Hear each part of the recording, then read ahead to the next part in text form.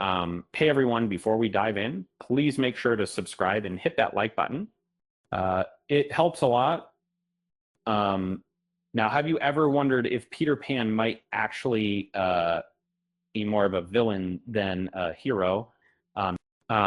Think about the classic story of Peter Pan, um, and a boy who refuses to grow up, living in Neverland with Wendy and the Lost Boys, and seeming charming and adventurous.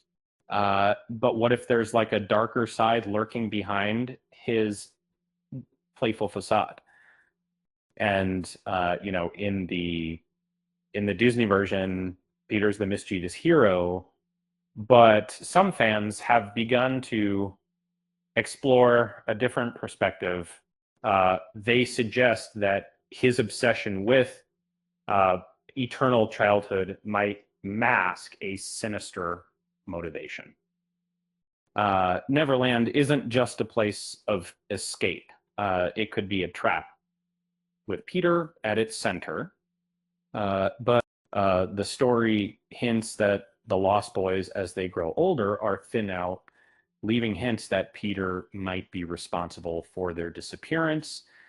Uh, uh, some interpret this as evidence that he might have killed those who aged too much, turning his love for childhood into something more sinister. That's a bit darker than the happy ending we remember, right? Fans also theorize that Peter's immortality could have been granted by mischievous pixies who might have demanded a toll, like kidnapping or harming children to keep him alive. It raises a chilling question. Um, is Peter Pan actually a predator using his magic for darker purposes? Then there's Captain Hook. Some believe he was once just another lost boy who grew up, managed to escape Peter's grasp, and returned as a vengeful adult.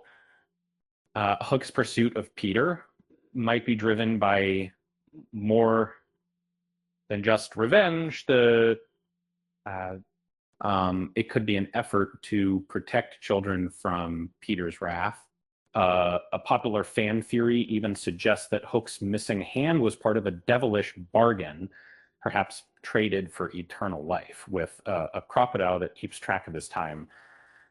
And interestingly, in the story's conclusion, Wendy's father, George, might have even visited Neverland and returned possibly with Hook's help. Um, could this imply that Hook isn't just a villain, but someone working towards a greater good? And, the story's ambiguity fuels these theories. Smart. Many believe that Peter's actions, especially waiting until children hit puberty, are more calculating than innocent. Could his refusal to grow up be a mask for something much darker? Maybe he's more of a captor than a protector. Interestingly, the film itself never clearly defines Peter as a hero. Uh, it leaves room for interpretation. Um, even, uh, is he really the good guy or just a boy with a dangerous obsession? Um, and Hook, despite his pirate persona, shows restraint that's unusual for a standard villain. Um, um, so perhaps this story isn't simply about childhood innocence, and that challenges us to consider whether the desire to never grow up might come at the cost of morality and empathy. Often, both Peter and Hook are driven by complex motivations, blurring the lines between hero and villain.